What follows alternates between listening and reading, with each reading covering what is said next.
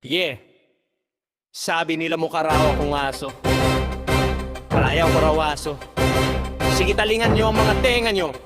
Kasi ang asong to, hindi lang tumatahol, nangangagato. Tinititigan sa salamin, sabi nila malahayo pang itsura. Pero di nila alam, sa loob ko ay may dugong na nanalaitay na purong puro. Di nakatawag yung aso, sige tanggap ko ang bansa. Pero pag ang aso ay nawala, sigurado kayo unang papaspas. Bulod daw ako, utalatan ko magsalita. Pero bawat kataga ko baka gabala na tumatagos sa inyo mga kuta. Di kailangan ng matatas na dila para kayo ay mabaon. Ang asong to ay gutom, handang lumupa, handang lumaon. Ako ang aso na di nyo matali, kayo makulong sa hawla. Pagkadaw na lang di lang bawat sa ika ay dal ng sumpa. Tinalawagan niyo kong aso, sige ako ang alpha sa kalsada. Habang kayo ay pusa nakatatago, pag ako ay rumaraga sa ramdam mo ba ang kulo? Ako ang asong bulol na sa inyo ay lulupig di susuko.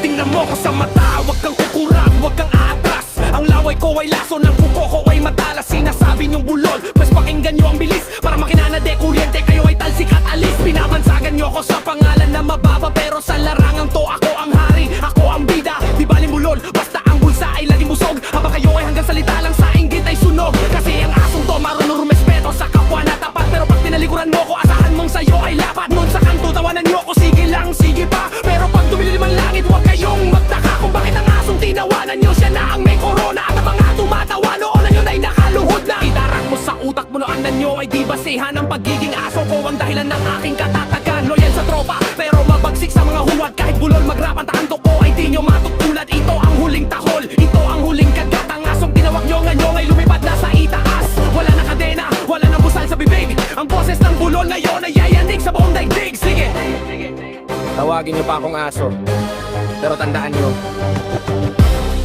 sa mundong to, dalawa lang ang pagpipilian: maging tagasunod, maging alpha.